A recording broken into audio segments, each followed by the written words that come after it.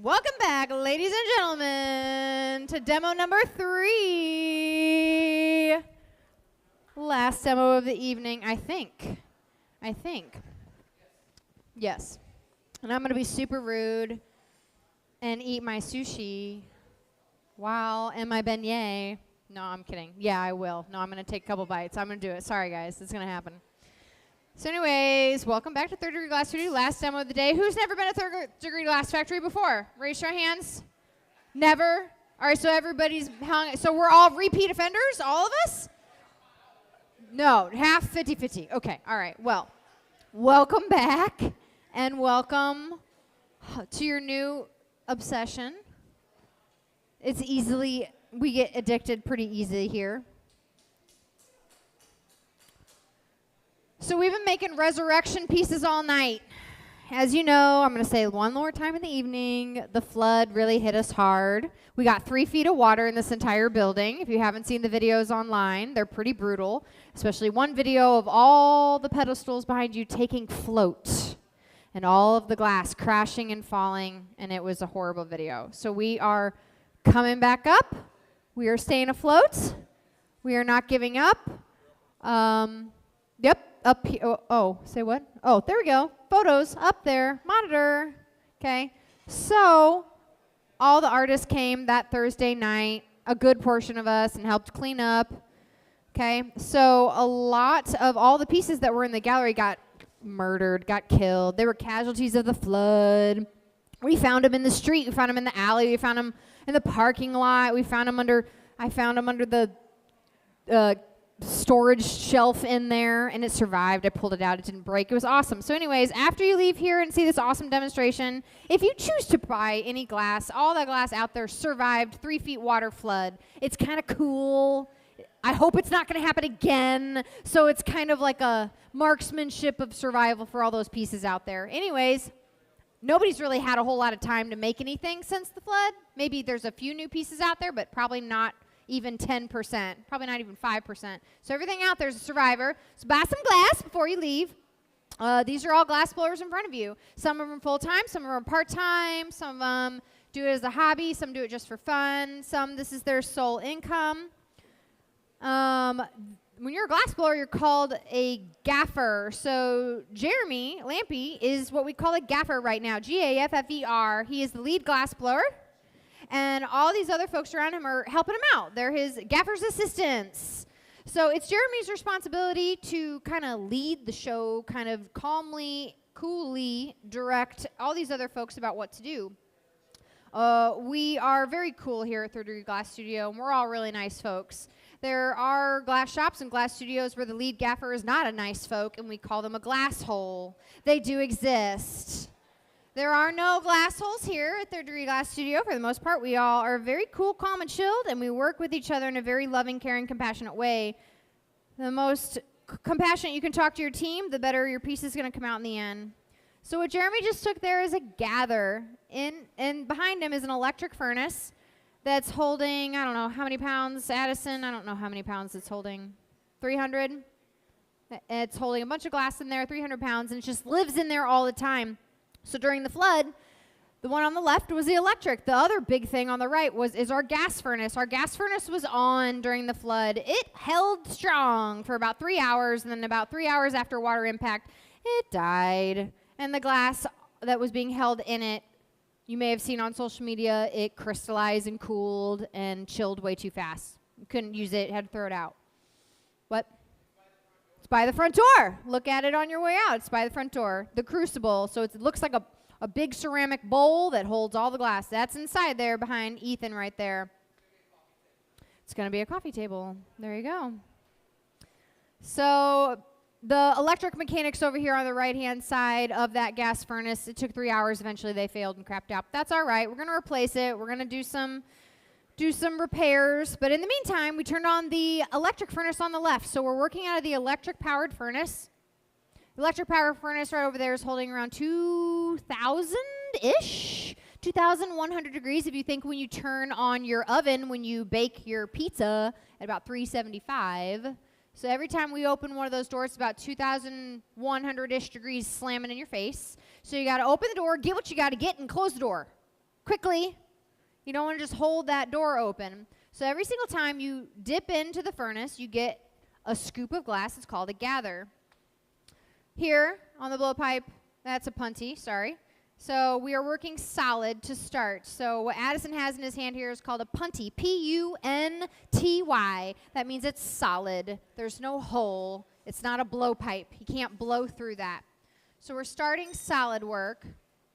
And when you pick something heavy up, you can't really have the glass molten hot and moving around and liquid and all kind of crazy, because when you try to pick something up, it will also move around and go crazy. You have to have a little bit of stability. So from the very time that you start your piece to the very finish of your piece, you have to know pretty much what you're already going to make, the form you're already going to make, how you're going to make it, what it's going to look like, and the steps that you got to take to get there, okay? So we're picking up some shards that were survivors, or similar to this, that are in an annealer or a hot box right now, slowly warming up.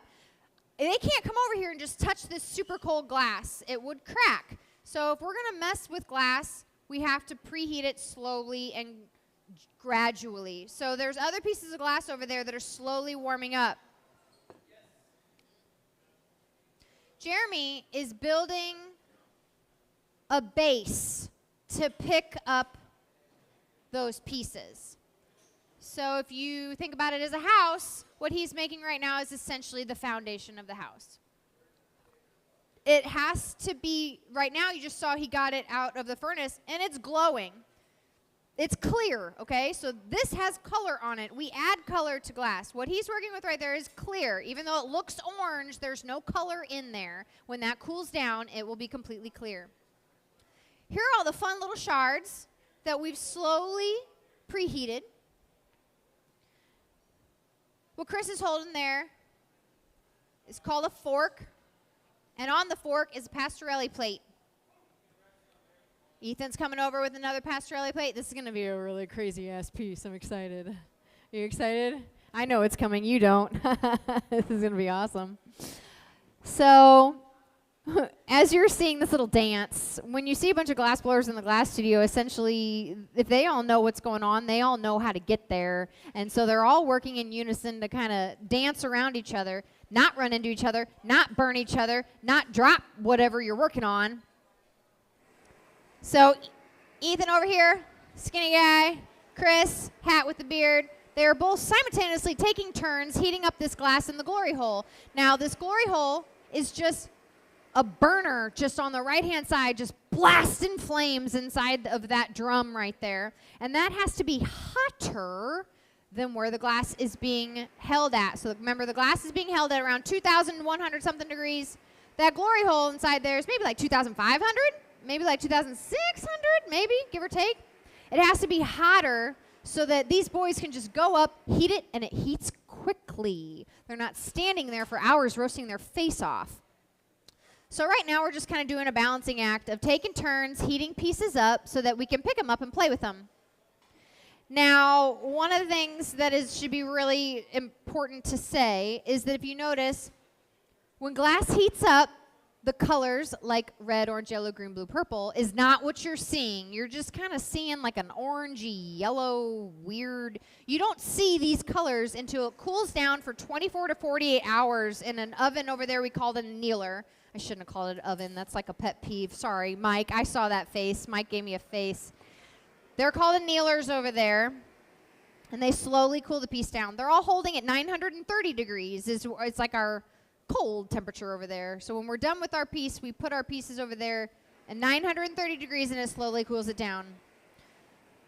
So what's happening is all these colors are different chemicals, okay? And they all move differently. They all act differently. They have different personalities. You can't just put them all in one space and expect that they'll all get along, like all of your coworkers at work.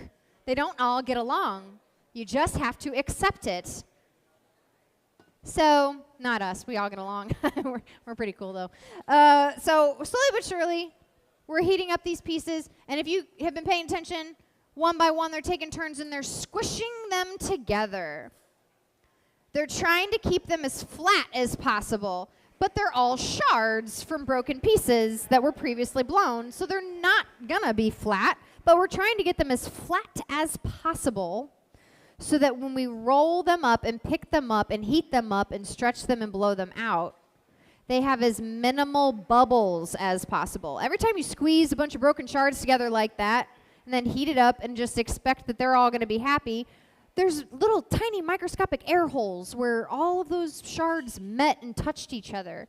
And when they melt, they trap little bubbles. It's fine until you roll it up, heat it out, and then blow it. And then those little trapped air bubbles create weak spots, create thin spots where the glass could break.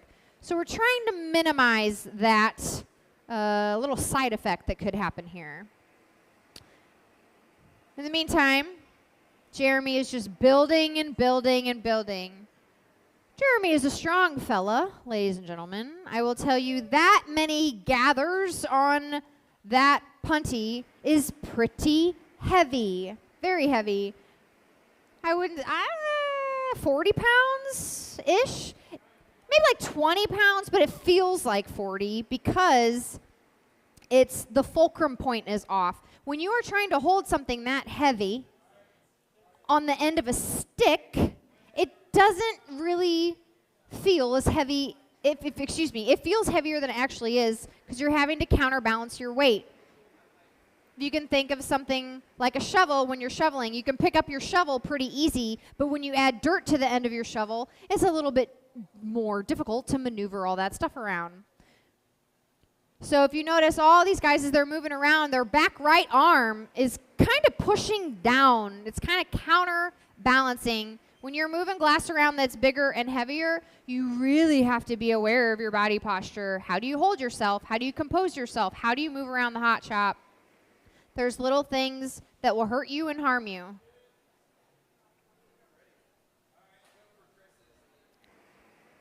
So these boys are just talking to each other. Am I ready? Are you not? Got it hot enough. He's pretty satisfied. It didn't stick to the plate. Success. And then I think we're just going for it. We're hot enough probably that we're going to go for round, the second side. Oh, got it. All right. Okay.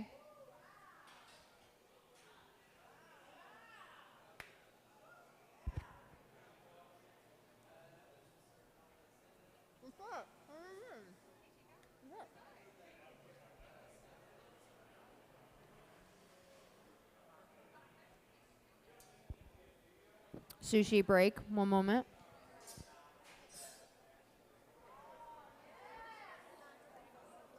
Woo! Woo! All right, so ladies and gentlemen, what we're doing right here is called solid working. This is a solid chunk of glass. I hope it's not burning that camera, but it might be. That'd be pretty cool if it bend the lens back. Anyways. So what he's shaping this on is called a marver, M-A-R-V-E-R, and it is a flat steel plate that we use to shape the glass, but it also is steel, okay? So anytime you touch any of the glass with any steel tools, you are cooling it down. You are dropping that temperature a little tiny bit where you're touching the glass. But with this much glass and this hot, that's all right. The marver is slowly but surely sucking the temperature out of it, but not a whole lot. He's going back to the glory hole and reheating it anyway, so.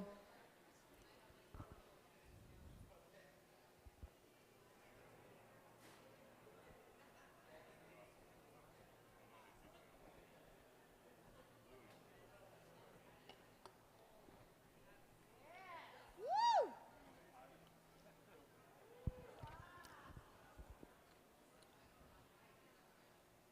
So while you're shaping the glass, you want to I was saying earlier, you want to maintain control at all times. And if it gets too long and too hot, and gets out of control, you physically lose control. And then it, either falls on the ground or doesn't make the shape that you want.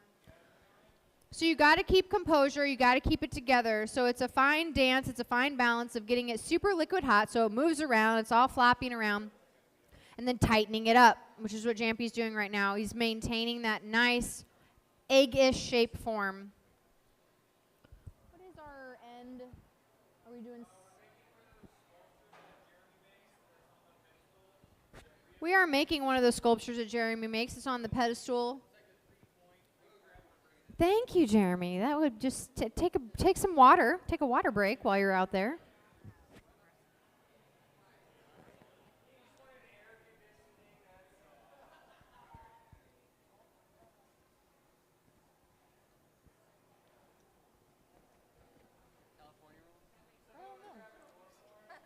Tuna, something.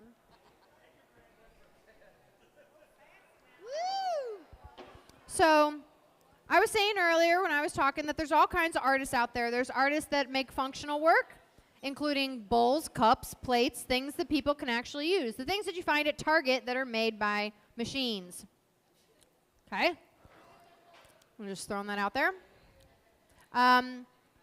Functional artists.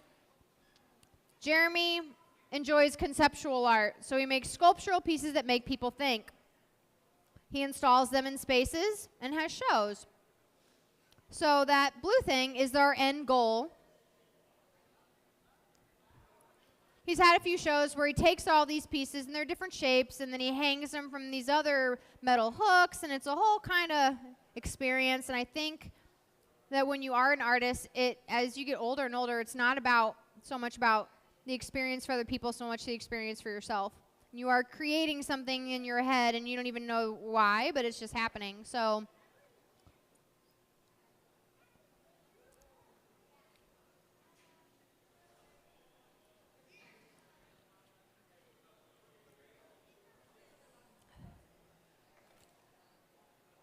I remember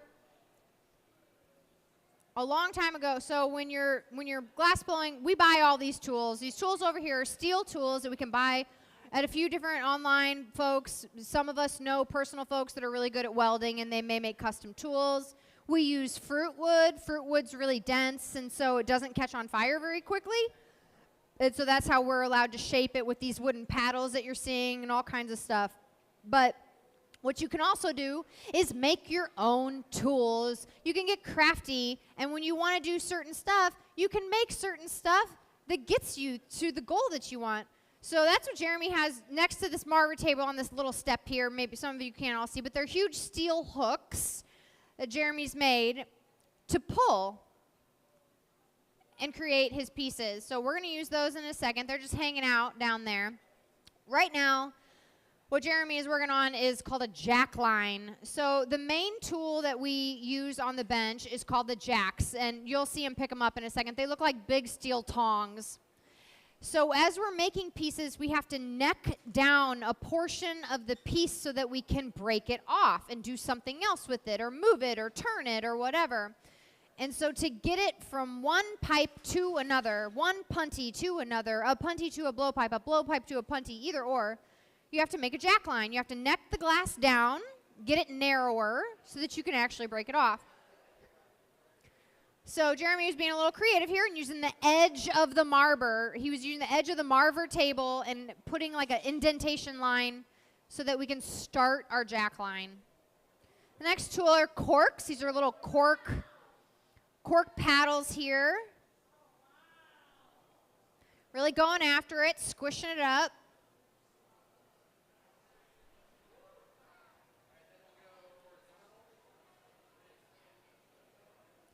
So you saw Jeremy started the piece, okay? So he was muscling it for a while. And when you make these big, heavy pieces, you need a minute and you need help. So Addison is the one that is the gaffer's assistant right now. He's holding the punty while Jeremy's sculpting from the outside of the bench.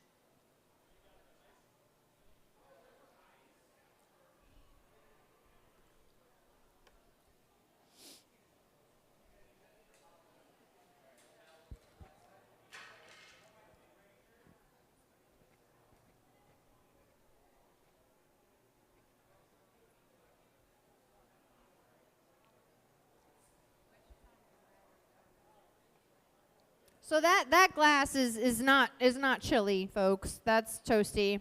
So you can see that Jeremy has gloves on, but you can't just likely get in there and poke around and be fine. So most likely, I know he does it a lot, but Jeremy's hands are probably on fire right now. But he's not even paying attention. It's just kind of, as a glass blower, you just kind of get used to it. Burns, fire, heat, what's the difference, you know? Just toasty. But you will notice with everything that he does while he's solid working it, he's going to get up to it, he's going to get close to it, he's going to do what he's got to do, and he's going to get off of it. You don't just want to sit and hang out in front of that 1900 degree object.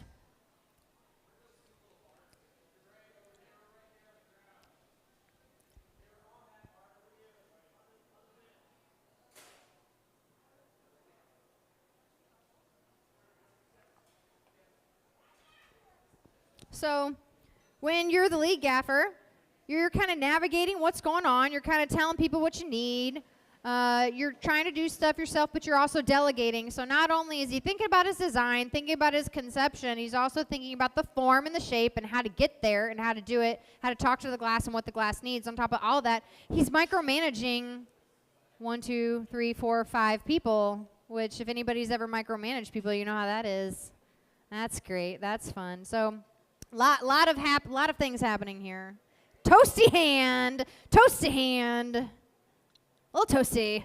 Shake it off. That's right. It'll make it go away. Just shake it off. So you kind of keep going until you get the shape that you're looking for.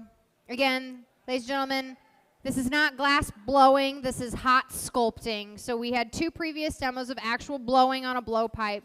This is hot sculpting. Solid working is also what it's called, AKA heavy.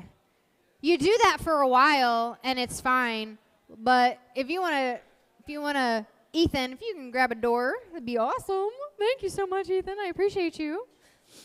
If you want to keep an eye on some of these boys, you're going to start to see them get a little fatigued in a minute. It's tiring and it's hot. But we do it for the love of the glass, right? So if it wasn't for Addison's biceps here, muscling this piece, keeping it going, keeping it hot, Jeremy couldn't sculpt it. So, you know, with pieces like this, it really is a team effort. That is moving. So you're seeing Addison, he cannot stop turning it. He's got to keep it going.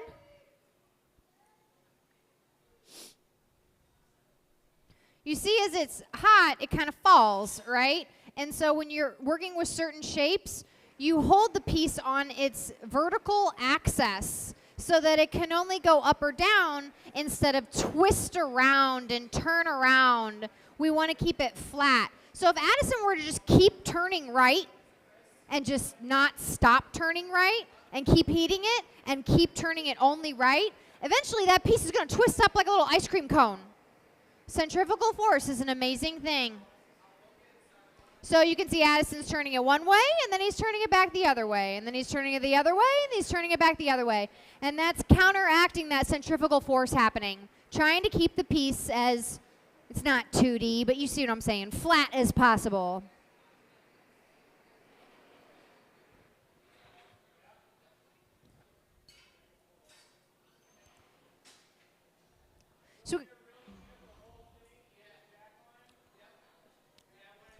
So I don't know if you noticed there, but we had to preheat his little homemade, I don't even know what you want to, what do we want to call those, meat hook kind of things.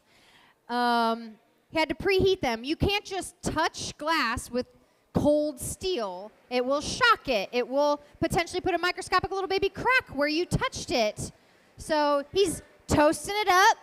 Addison's asking him if he's ready. Jeremy's saying, yes, I'm ready. Let's go. Let's do this. You heat it up, you get it really toasty, and you go for it. Chris hangs on it. Now that heat is coming up on Chris's shins with a fury. No hair left. And now we play. This is the playful part, guys. Kind of let glass do it at once. Jeremy's going to heat it up.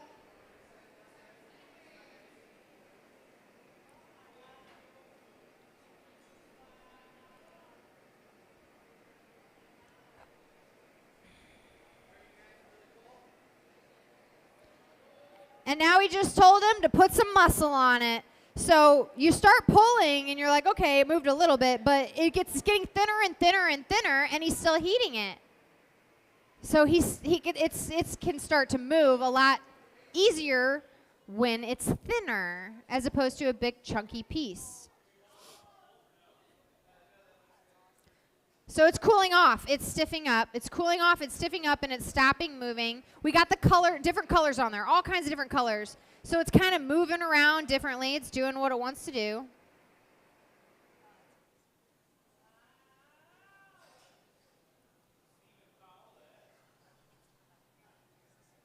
And it's a certain shape that we can't go back into the glory hole and reheat it, right? So when you pull it to a certain shape like that, it's not going to fit in something else. And you got to move kind of quickly to get it put away. We got to get it put in one of those boxes, right? Because if we don't do that, it is going to crack and break. So we got Ethan over there getting suited up. He's putting on our super, I try to keep those clean after the flood. I'm sorry, Ethan, if those are skunky, though. Those might be a little flood watery. He's going to put on what we call the moon suit. Maybe, maybe not.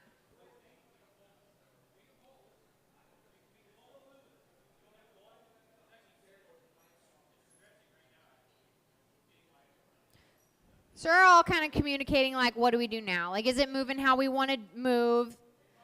Are we ready to box?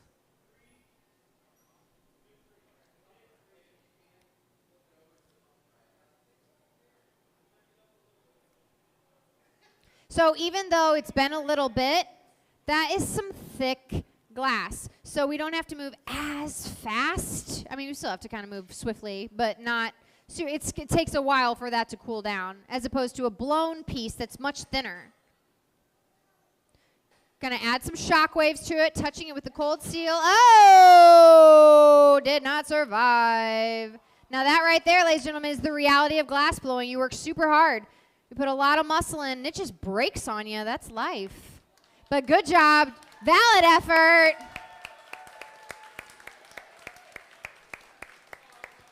That looked pretty cool. That looked pretty fun.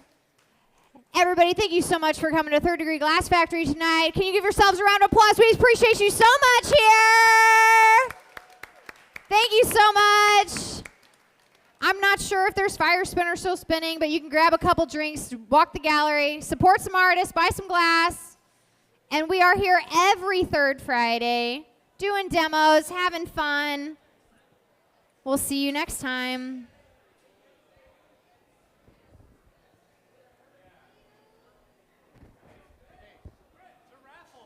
Oh, that's right. Hey, before you all leave, there's a lot of people that have raffle tickets. They're going to pull that raffle ticket, and you're going to win that big, gorgeous piece on the bar if you're still hanging around, if you still have your raffle ticket. She's coming in. I'm going to scream this number out in just a second. Raffle time. Raffle time.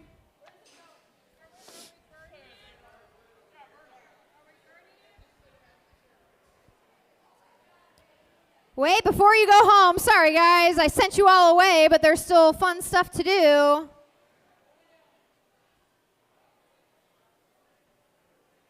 Before you go home, back to your Netflix, have a little bit more fun. I don't know. He took the numbers and he ran away.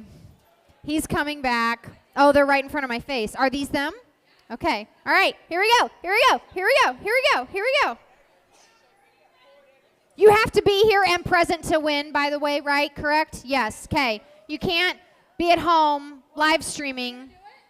You do it. You do it. Go for it. I don't know what's happening. I don't know what we're doing. Are we doing the glass drizzly thingy?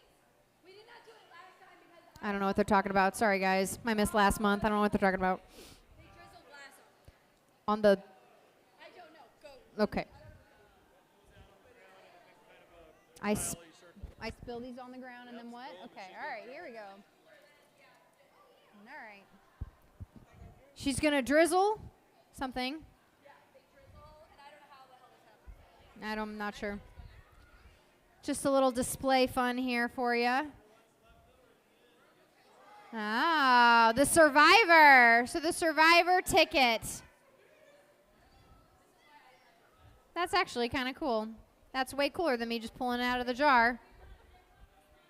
Yep, Picking one not on fire. Picking one not on fire. This one is not on fire, but almost on fire. Number 4282951. You must be present in attendance. Hey!